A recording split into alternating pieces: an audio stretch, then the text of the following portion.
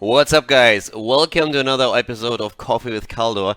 Last time everybody complained that I didn't have actually any coffee with me on the show. This time I do. I made sure of that, so don't worry about it. I also want to give a quick shout out to everyone who started to support the show and myself on Patreon. So thank you to everyone out there who chipped in for additional coffee for the future.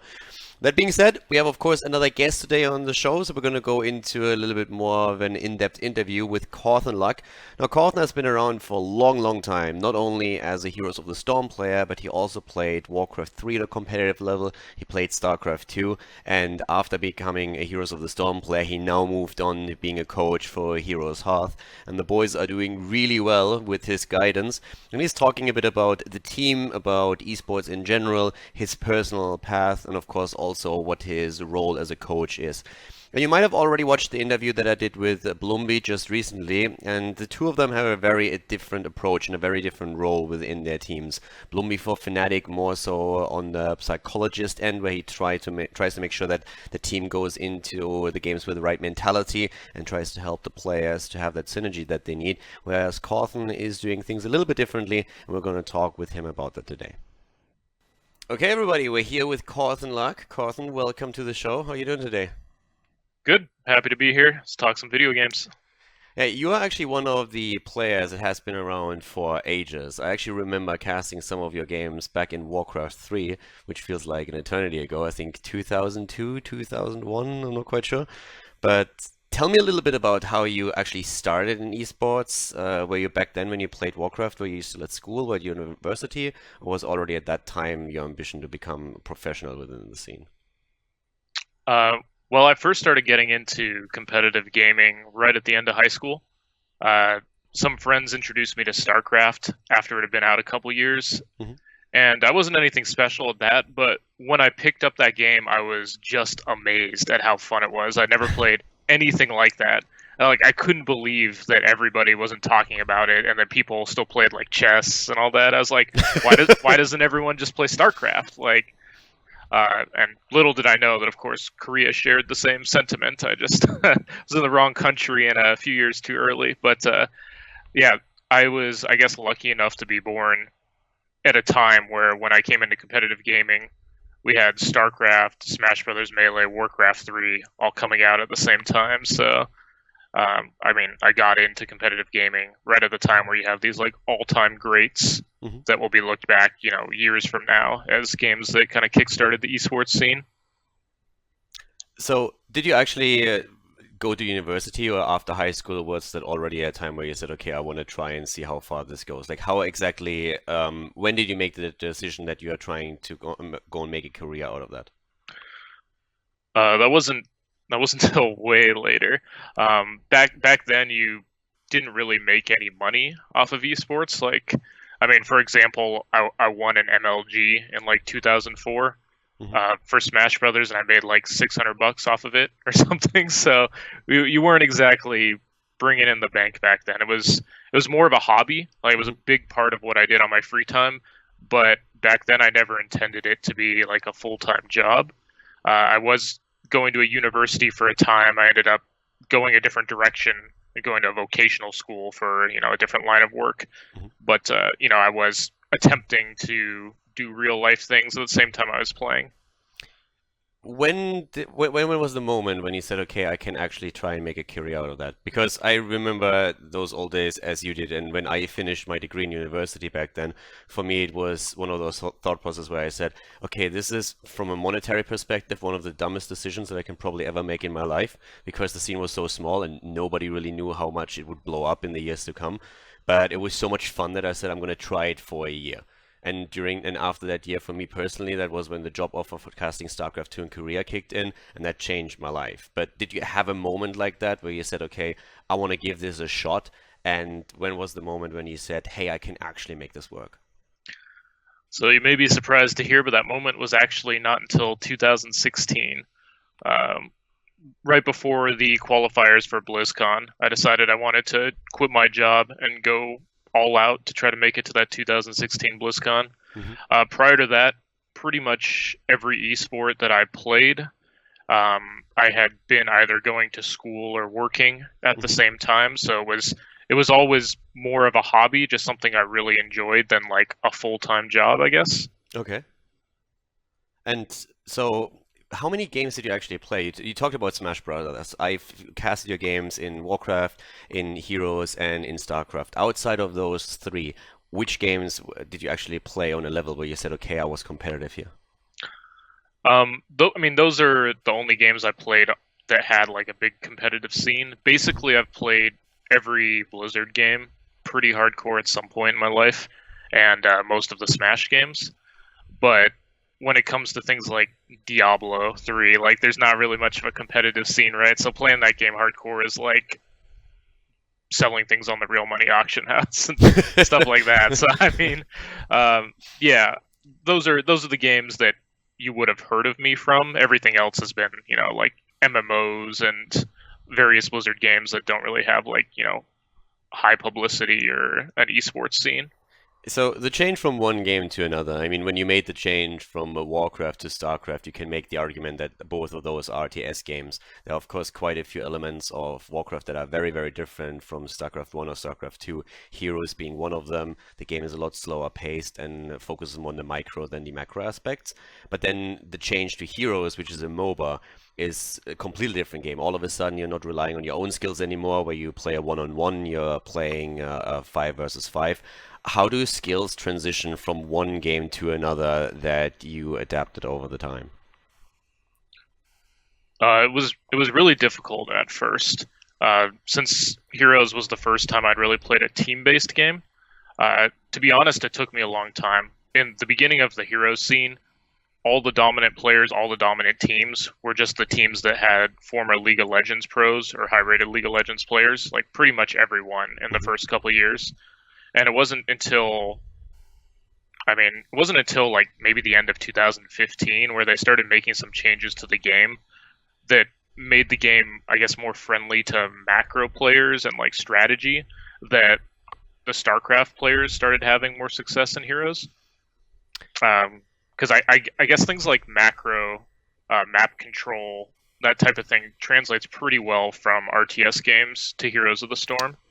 Considering that Dota was basically born out of Warcraft 3, did you ever have any other MOBA experience, even if it's just on a relax, I'm gonna play a couple of games with a friend perspective, or did you never even touch those? Oh yeah, for sure. I'd played never competitively, but I had played Dota and League with real life friends, like probably at least 100 games of each. So Okay. I mean, I was aware of the genre and how it worked. I just didn't have any sort of real competitive knowledge of that scene coming in. Considering that you came into Heroes of the Storm being one of the older players in the scene, you've been around for a long time. So that means you don't only have the experience within esports and how it works, but at the same time, as you said, you had a job at the time, so you had a lot of real life experience on that level as well. Most of the Heroes of the Storm players were pretty young when they started. I mean, on the European scene, we had some that were as young as 15, 16 years old. On the North American scene, I think the same was echoed there. How difficult was that for you playing with them? Because you mentioned the team aspect, and I can only imagine that sometimes it might be a bit difficult to mesh with players that are half your age. Uh, it was really difficult at first. Like I'd say up until the end of 2015, early 2016, I didn't have a very good handle on how to, I guess, bring out the best in my teammates and how to help others improve. Mhm. And looking back on my career, I think that was probably more so than my gameplay itself. That was the value I brought to teams, is being able to help make other people better and to play whatever role was necessary so that everybody else could be on their comforts. And until I kind of understood like the personality dynamic within a team, which took a year and a half of playing this game, I wasn't really able to contribute, and I wasn't really on any successful teams until I figured that out. So, what was your biggest success in playing professional Heroes of the Storm, and when did you make the decision that you want to move away from being a pro player and fit more into the coach role of the team? Um, well, I guess the biggest success would be just being a big part of creating the what became the Tempo Storm roster. Mhm. It was back in 2016. I felt like I had a pretty good idea of how to play the game and how to make a winning team, but I had never actually been on a top team before. And so playing on this roster called Cognitive, with some top players like Larong and Caterpillar, I thought that was going to be like the roster that we were finally at the top of NA, and that ended up not working out. And I was kind of confused. Now I can see the reason why it didn't, but at the time I was a little bit lost because I thought that would be a top roster and it ended up not working out. And so I kind of had to make a new one from scratch in summer of 2016, and we ended up just kind of scouting some talent like June and Psalm that were basically like out of the pro scene. June was about to quit the game completely. Psalm had basically all his teammates had left for other teams, and he wasn't on any sort of pro team. And I saw like the core of a great team, and once we were able to put that together, and once we were able to get like a shot caller with Caterpillar and kind of get the team to play around, I guess, my vision for the game at the time, which was like heavily macro focused. I mean, a team coming out of nowhere and just forming and having success was basically unheard of in Heroes of the Storm at that point. So just going from a group of people that were on their way out of the pro scene or never really had much success to like, the top team for a year and a half straight in our region was, probably the biggest thing I'd ever done competitively in Heroes. What made you switch then from a pro player and from trying to pursue that as a pro career over into the coaching role? What was that trigger point, and how do you fit with your current team in that role? To be honest, the last half of 2017 with Tempo was really, really difficult for me. The team went to a big slump after midseason brawl in 2017, where we had pretty much dominated our region. We'd lost one best of 5 series in a year plus in NA. And then after that, we just fell in this huge slump where we were barely a 500 team in HGC. We were just losing to everybody. Mm-hmm. And during that time, I got really frustrated because there were a lot of things that I knew needed to change. I could see the fixes, I could tell them to people, but it just wasn't happening. And I'm not trying to make myself out here as the good guy. I also wasn't giving enough effort. I could see what needed to be changed on our team to fix it. And I was trying to convince people, but then when people weren't on my side, I guess I would say I probably gave up too easily. And it's just it's never going to work. People mm-hmm. just aren't willing to, make the changes that need to happen. And so somewhere around that time, I started thinking that clearly I was never a great mechanical player. And obviously I was never the best player on any of the teams I had. The value I brought was, strategy macro-wise, not gameplay-wise. So I did kind of start thinking about transitioning into coaching, where maybe if I had a more authoritative role, I could get people to embrace the changes that I saw needed to happen. Mm-hmm. And it wasn't really working as a player. So after Tempo made the changes to go to a more mechanical-based team, which I think was absolutely the right choice. If you want to make a mechanical-based team to compete with the Koreans instead of a macro-based team, I should not be on that team for sure. After that, I was kind of, I guess, stuck in the decision of, did I want to keep playing and be on kind of a mid-tier team, knowing that I probably didn't have the individual mechanics to compete with the world's best, even if I got back there, or to transition into a different role in Heroes, where I could bring the things that I'd brought to teams before, but have players with better mechanics executing those things. And I guess that kind of led me to pursue, or at least look into coaching for this last year. How did it work out? I mean, you're now the coach of HeroesHearth, but was that the first team that you coached? Was that also the first team you approached, or how exactly did you end up with HeroesHearth? There were a few teams that asked me to coach. HeroesHearth was the only one that, I mean, I'm not the saint here, right? They were the only one that offered me a good salary.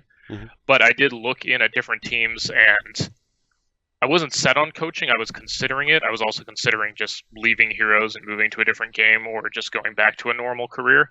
What would have been the another game that you would have been interested in? I didn't have anything specific lined up, but I just I mean, I'm always playing something, right? It's just, Yeah. a matter of how into it I get. But when I did sit in on some coaching sessions and some scrims with Heroes Hearth, the big thing I noticed about them was how eager they were to like receive criticism and to work on that. And that it's been something that you almost never see in the Heroes scene. Usually with most teams they take criticism very, very badly. And perhaps in the past I was also not great at giving criticism in a way that was easy for people to take. But it was really refreshing to see people like, make the changes I saw that needed to be made, and then like ask, okay, what else are we doing wrong? What else can we fix? And it was like, I guess it was the first time where I felt like I wasn't being a nuisance by telling people the changes that needed to be made, because I guess as a player it just doesn't come off that well. And as a coach, people were just like immediately responding and like, respectful of the things I needed them to change. And I mean, I guess just seeing like the progress that was made over like a few days with a team like this made me realize that if I was going to coach, it was going to be with Heroes Hearth. So I had some opportunities to coach some other good teams, like I think even the old Roll20 roster, but basically for the reason that I knew that this team was hungry, eager to improve, and would react well to me telling them all the many, many ways they're messing up. Made me want to go with them for sure. So when exactly did you become their coach? They made their way through the Open Division and had huge success ever since. Were you a part of that from the beginning, or did you join them later? And if so, when exactly? No, I joined them at the very start of the year, like early January. So it was the couple weeks of scrims leading up to the start of the HGC. The times that I was, I guess, sitting in on a few sessions here and there to figure out if I wanted to work with them was in December, and then we had finalized things in December, and I started working with them, full time in early January. So what exactly is your role as a coach? I mean, you're talking a bit about looking at games and saying, okay, guys, we do this wrong, we have to improve here. But for example, when I talked to Blumby, who's the coach of Fnatic right now, he said that a huge part of what he does for the team is that he basically is the guy who motivates them, who tries to make sure that within the team there's synergy, that he solves the problems that they have. He's been talking about how he's now going back to university at the same time to get a psychology degree as well to help him with exactly that. Is that something that you do too, or are you solely focused on making sure that you're analyzing the gameplay and the mistakes they make? And can you maybe also go a little bit more into detail what that looks like? Is it only rotations? Is it drafting too? Or is it on the mechanical side where you see that a player maybe doesn't use his cooldowns correctly and you talk about that? I guess as for the psychology aspect, I definitely do not do as much of that. I'll try to get the team on the same page synergy-wise and to not, bicker and argue with each other, but mostly in regards to playing the game within the game. We actually have an esports psychologist who's going to school for that too. Goes by Ramadi MC. And if there's any, problems that arise, like, I guess between the players, they can go to him with that. Mm-hmm. But, we haven't had big issues on that scale, so I guess the fact that hasn't been an issue speaks to him probably helping us out from the beginning. And to be honest, things are always easier when you're winning, right? Like, yeah, the big blowups always come after you get wrecked for a month or so. So yeah, I mostly help out with the macro aspects, in-game strategy, pretty much everything that in my career I've seen my teammates, other coaches, players do that was I liked or I didn't like, I tried to impart onto this team. Mm-hmm. So mechanically wise, I'm not like coaching them a whole lot. It's mostly with like the rotation, shot calling, macro, basically we try to get everybody involved in the discussion on all of these things. Like we have a shot caller in Ish, but he gets help from everybody else, and like specifically McIntyre on, you know, fight related shot calls. We have a drafter, which is Crowan, but we get input from everybody on in the draft. It's just if it comes down to a final decision, it's Crowan, and I'll help with, you know, the strategy for drafting, the strategy for banning out certain maps, certain heroes against the teams we're playing. But as for, you know, mechanical play, like they were already a good, you know, mechanical team fighting team Mm-hmm. when I, you know, took over. It's not like I taught them how to play or anything, and they're all better than me at the game mechanically, even when I first stepped in as a coach. So I sat next to you at the mid-season brawl when it was in the opening games, and you were looking at your boys play, and they were 2 levels ahead, and still with that lead that they had, you were just looking at it and you were saying, okay, this rotation was a little bit too slow. In this fight, we should have taken at least 2 heroes down. So even in a victory, you're looking for things that can be smoothed out, and I would assume that you then approach your boys and say like, okay, listen, we need to improve that. How does that change when you guys lose? Is that something where they immediately come to you and ask, hey, what could we have done better? Or is everybody down at that moment and has a tough time dealing with that criticism and with the feedback and you have to wait a bit? How does that dynamic change from a game that you guys win to a game that you guys lose?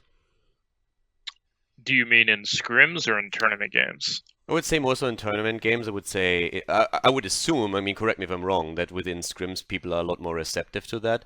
But with the emotional stakes being a lot higher in a tournament, or even in just from one map within HGC to the next, I would assume that it's a little bit tougher on them, right?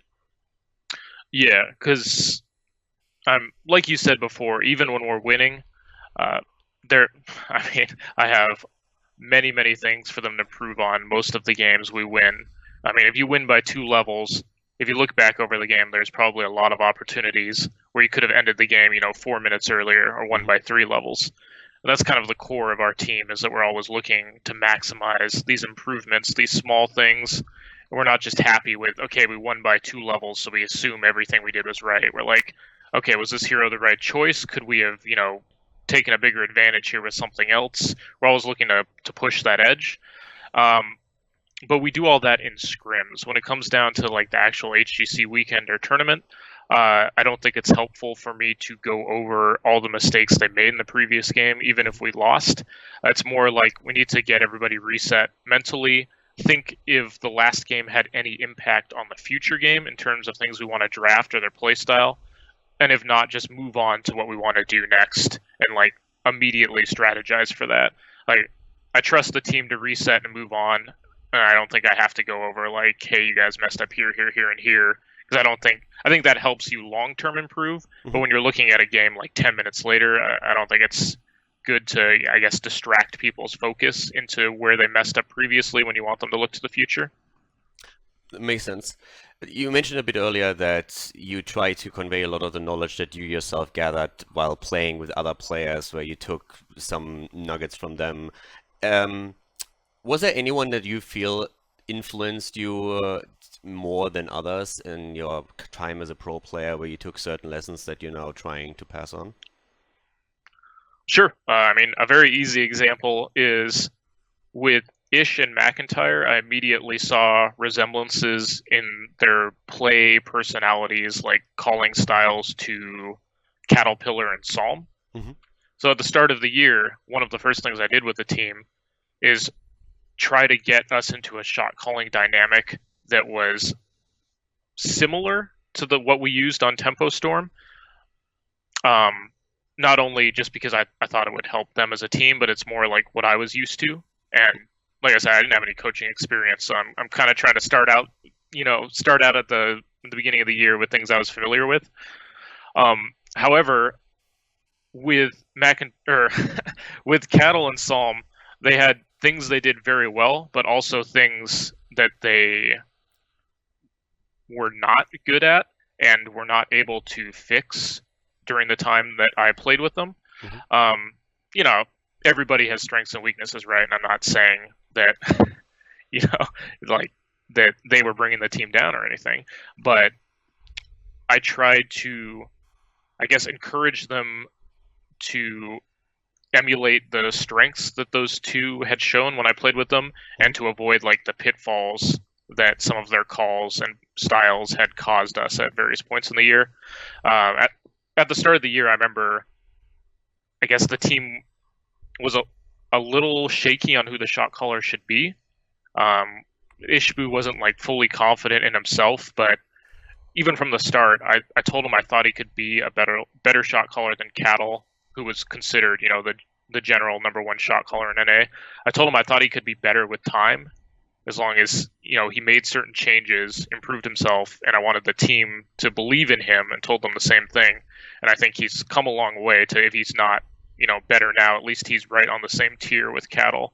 And compared to where he was at the start of the year, it's a huge improvement. And like, not only him, but the rest of the team is very impressed with how far he's come.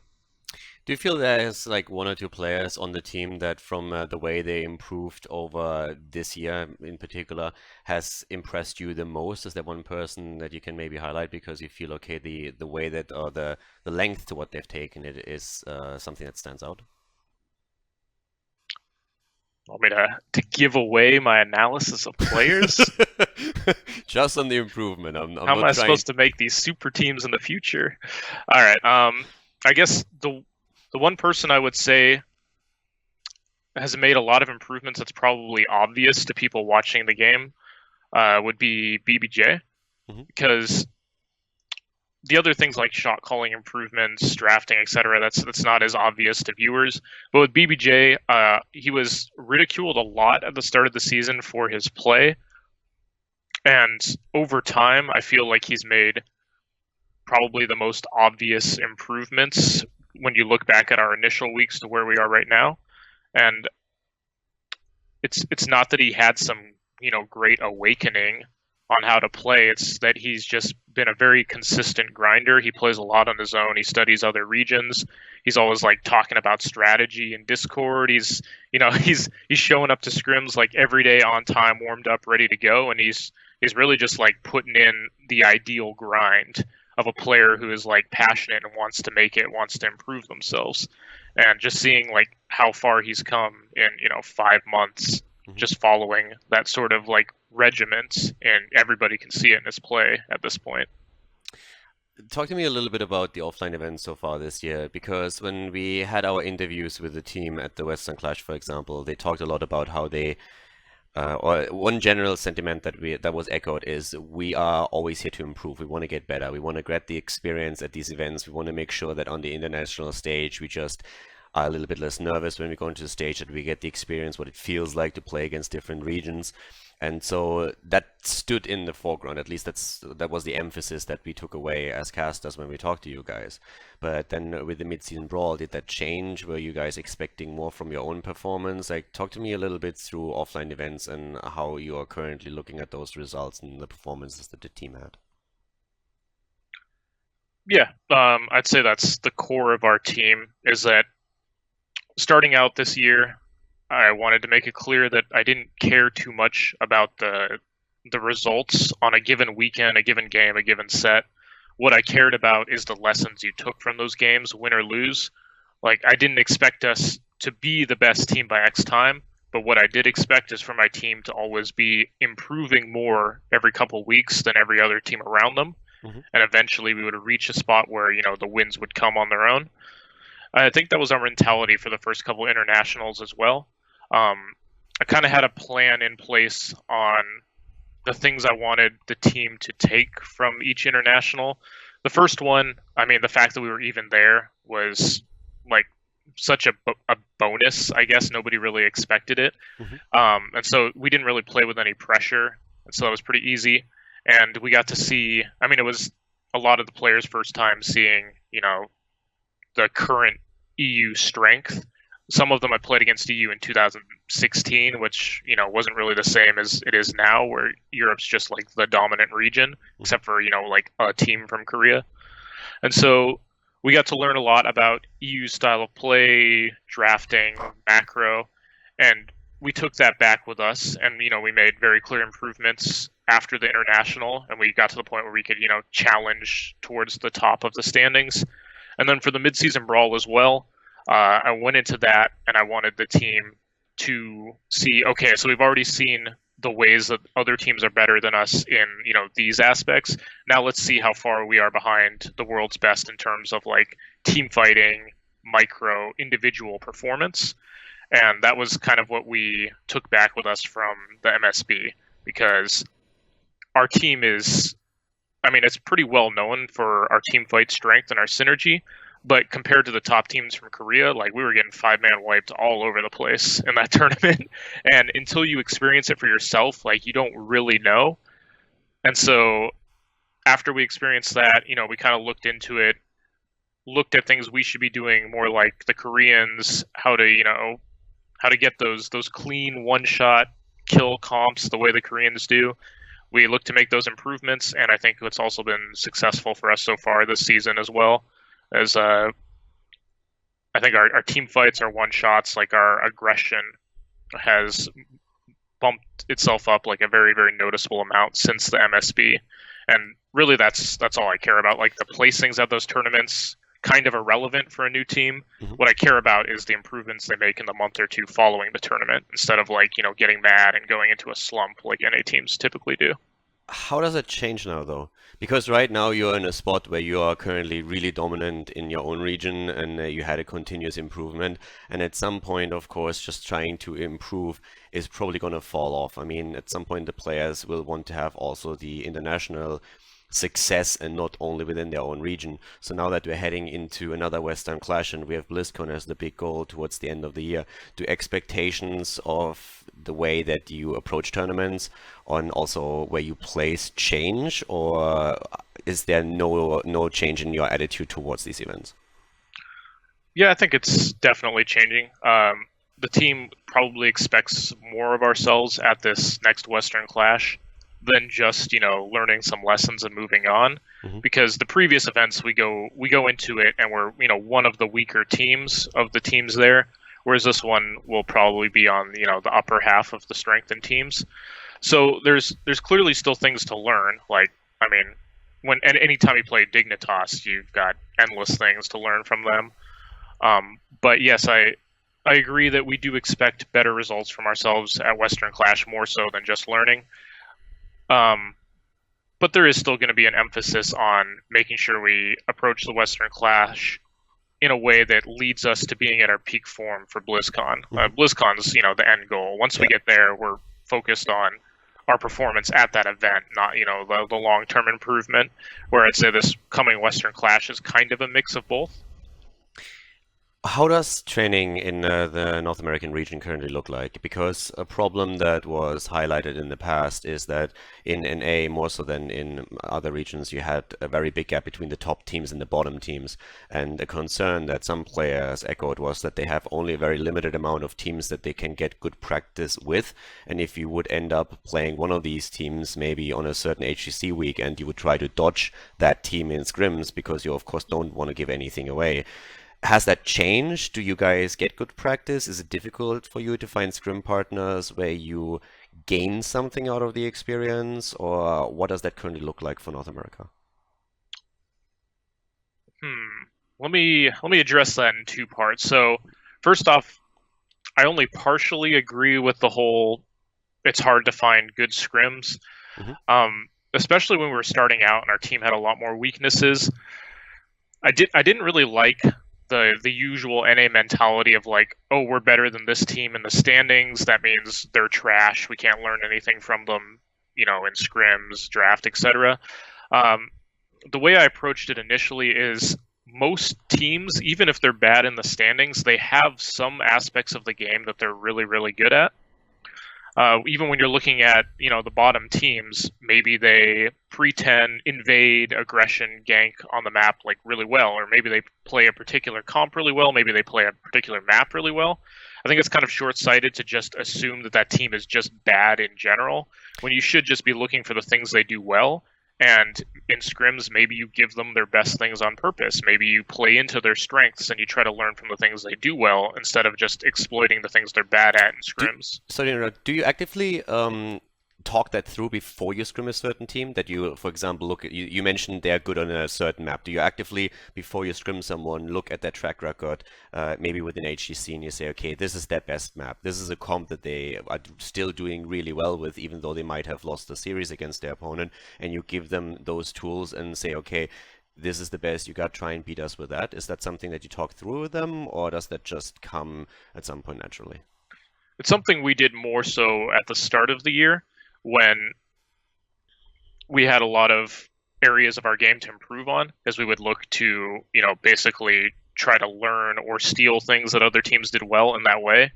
Now that I think our team is more well-rounded, we mostly scrim the top few teams instead of scrimming everyone and trying to, play into their strengths. Because, we've kind of taken things from them in the past, and I think we've learned the lessons that some of those teams were able to show us, and now we kind of moved on to playing the higher level teams. But I still think you can get good scrims, and part of that reason is, a team like Tempo Storm, where they built themselves in a way that kind of emulates the Korean style, where they have a team of mechanical players that are, in general, far above the mechanical skill of a lot of other NA teams.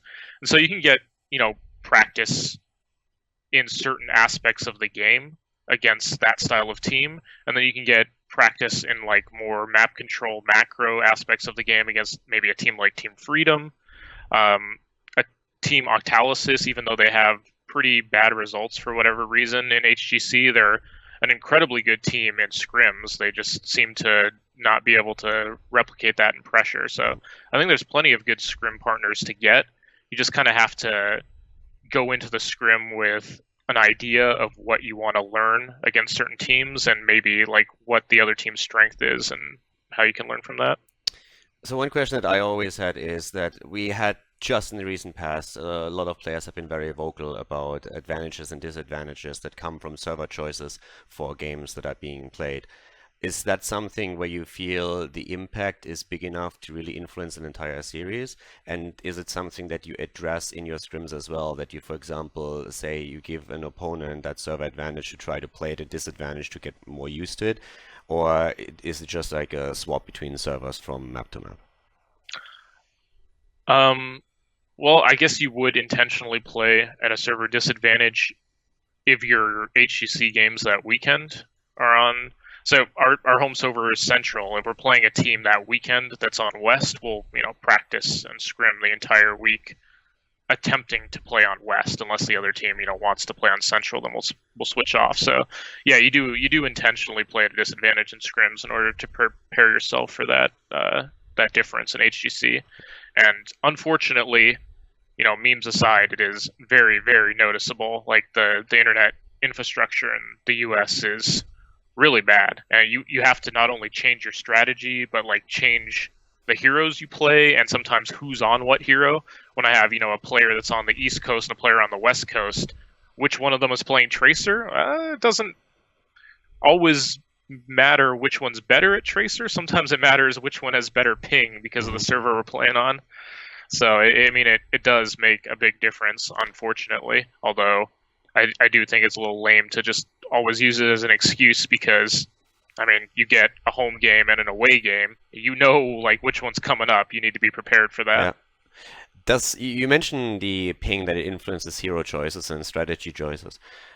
Does it force you to, oftentimes when we see teams, we have certain overlaps in hero pools, and that of course helps during the draft because you can be a little bit more flexible how you react to an opponent.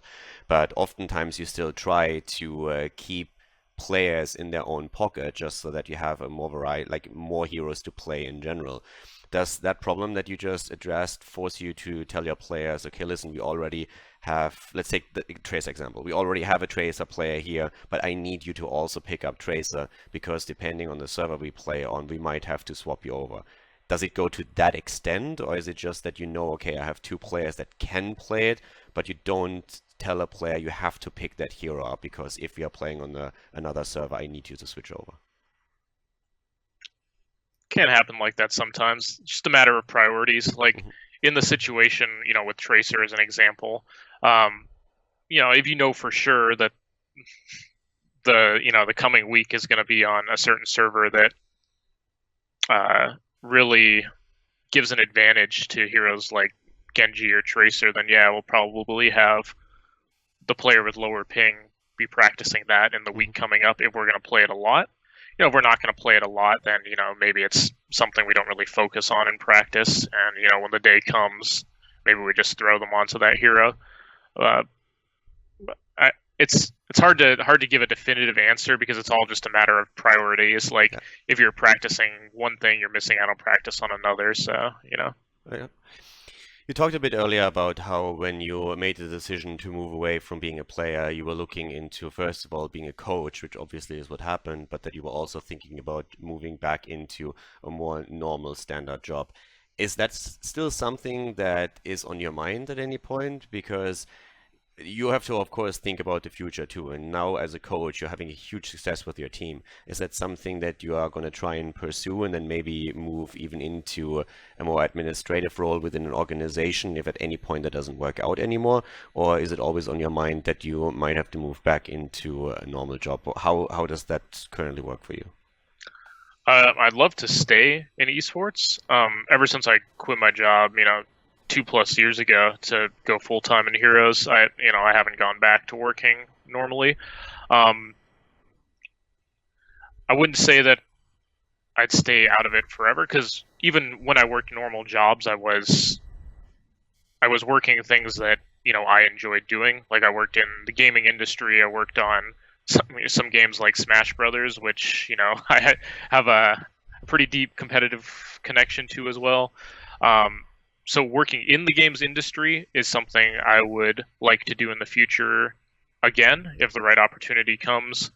But for now, I'm pretty happy with, trying to grow myself as a coach and to try to, I guess, push our region to be more competitive in the international scene, which is something I never got to experience as a player. So right now, I'm pretty motivated where I am, but I have considered all these things in the future, like working as a more administrative part of an esports org, or working on developing games or helping balance games in the future. It's all possibilities. I guess it just matters of what captures my interest in a given year. All right, thank you very much. I mean, currently you guys are doing extremely well, and I'm happy that the team also echoes over and over again how much of an impact you have in your coaching role. So, Cauthon, thank you very much for the interview. It was a pleasure of having you here, and good luck for the Western Clash and, of course, BlizzCon. Thanks. Hopefully I'll see you there.